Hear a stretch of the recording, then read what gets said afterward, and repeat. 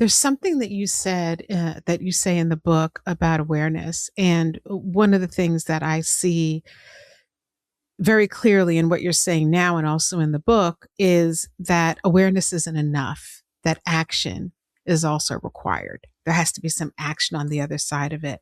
What advice do you have? Or maybe you can share something about your own journey with writing this book or any of the things that you've challenged yourself to do. What do you do when you see yourself having some of those thoughts yourself? Like, what are people, do people want to hear what I have to say? Or, who am I to write a book? How do you, Carmetria, move yourself through that? Yeah, I take myself out of it. I am a servant leader. So I am all about how can I help? How can my experience help somebody else? So remove yourself out of the equation. It's not about us.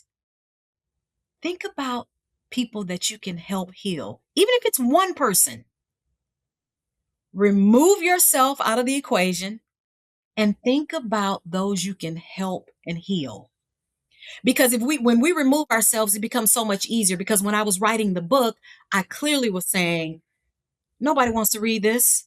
It's not, there's more experiences out there than you.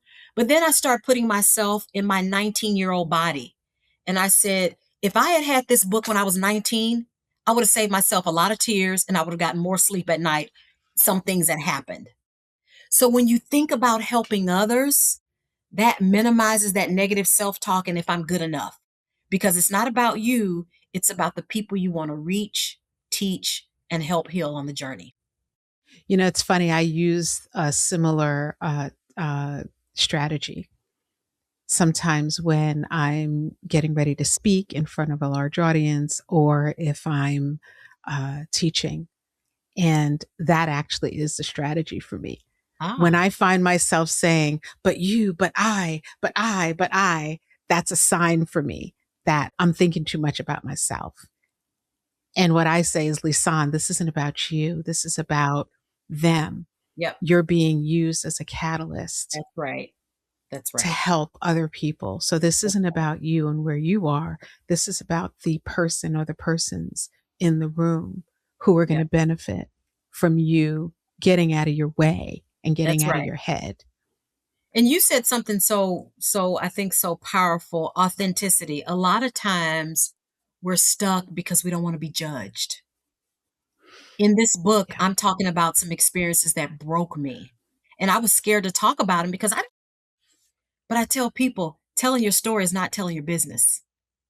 Telling your story is not telling your business, especially if you tell it from a place of healing and want to help others.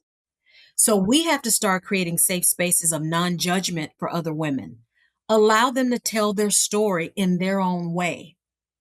Oh my goodness. And you would be amazed at how many people get helped.